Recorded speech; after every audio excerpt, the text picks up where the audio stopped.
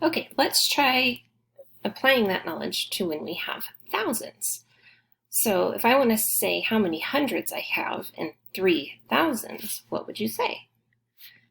How many hundreds are in this 1,000? There's one there. You were right, there are 10. All right, so we have 10 hundreds in that 1,000, plus another 10 hundreds in that 1,000, plus another 10 hundreds in that 1,000. So the value of 3,000 is the same as 30, 10, 20, 30 hundreds. So if you see that, 3,000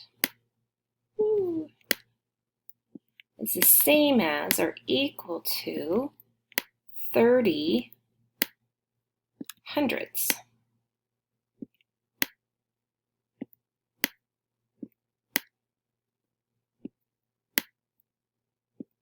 30 hundreds.